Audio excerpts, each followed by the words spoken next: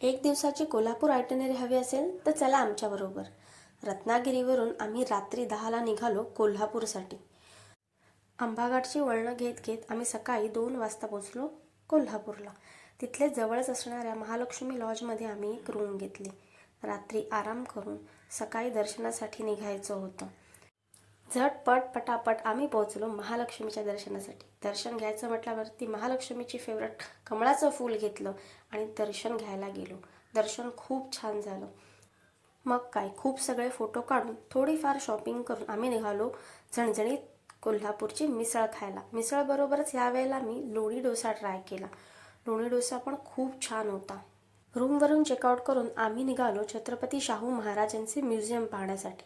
म्युझियमच्या आतमध्ये मोबाईल नेण्यास परवानगी नाही, त्या पण आतमध्ये पाहण्यासारख्या खूप काही गोष्टी आहेत.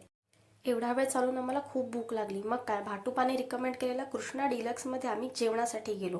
खूप गर्दी होती. 1 तास थांबल्यानंतर आमच्या आवडीचा तांबडा पांढरा रस्सा आमच्या समोर आला. क्वालिटी आणि टेस्ट दोन्हीसुद्धा अप्रतिम आहे. परत निघताना आम्ही विचार केला ज्योतिबाचंही दर्शन करून घेऊ. ते म्हणतात ना, देवाचं दर्शन हे देवाच्या इच्छेनेच होतं. आम्ही पोचलो ज्योतिबाला. ज्योतिबाचं दर्शन घेऊन आणि गुलालाची उधळण करून आम्ही निघालो पन्हाळ्याला सनसेट पाहण्यासाठी. पन्हाळ्यावरचा सनसेट एन्जॉय केला, थोडीशी चहा प्यायलो आणि निघालो परतीच्या प्रवासाला. पुन्हा भेटू अशाच दुसऱ्या व्हिडिओमध्ये. तोपर्यंत आम्हाला फॉलो करायला विसरू नका.